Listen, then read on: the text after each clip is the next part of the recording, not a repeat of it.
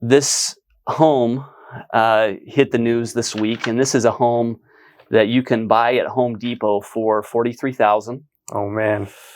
This is when the first thing I thought of is this is basically what used to be originally called a mobile home, then they changed to manufactured home, now modular home. But yeah, but you can buy this home for $43,000, and the word was from the news article that it was sold out immediately, and they couldn't keep it on the shelf anymore. So you want to move in there, Bart? What do you think? I personally wouldn't want to move into the tiny home. I think there's probably a little bit better bang for buck for what I'm going for.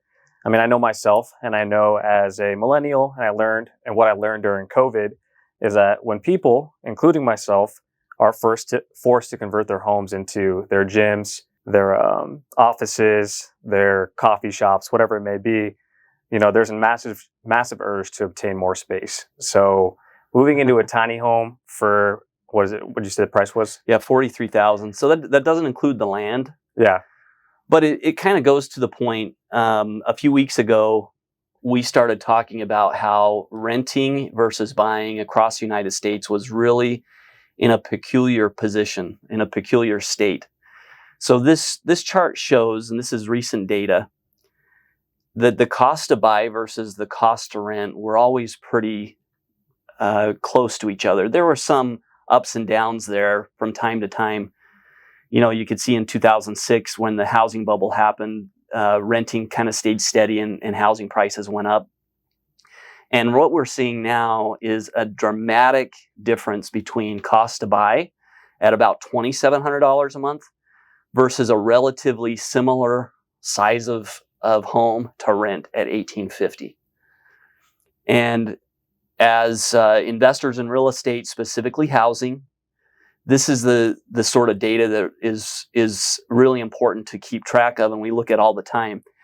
If you take that across and look at specific metros, now this graph's probably a little hard to see, but these are all the specific metros across the U.S., and the ones in red at the top, starting at San Jose, San Francisco, Oakland, it is that is how much more it is to buy than to rent.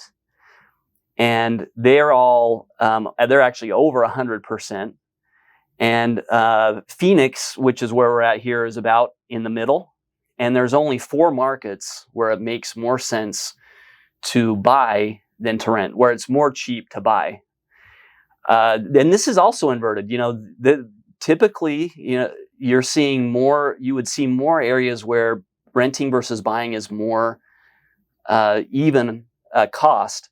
Now you look across the country, it makes way more sense to rent, all except 4 markets, Detroit, Philadelphia, Cleveland, it makes more sense to buy.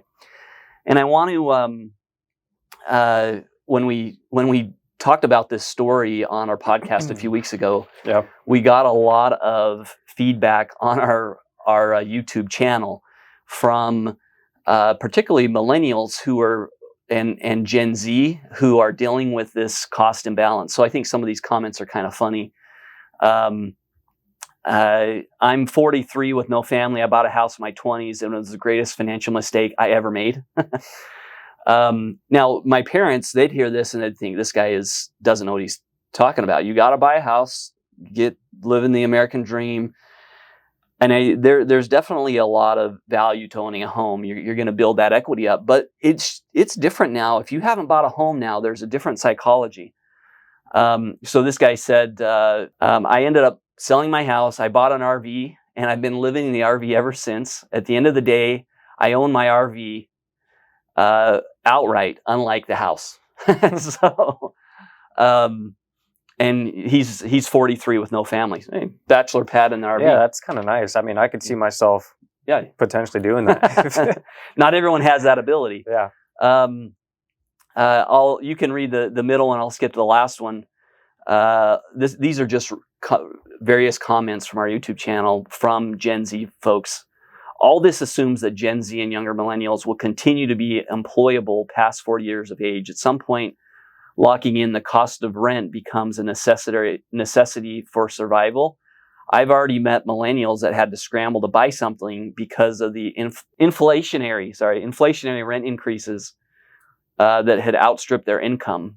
And what he kind of points to is just the psychology around the younger generation now. If they don't own a home, they're just looking at renting in a completely different way. And it's pretty easy to see why.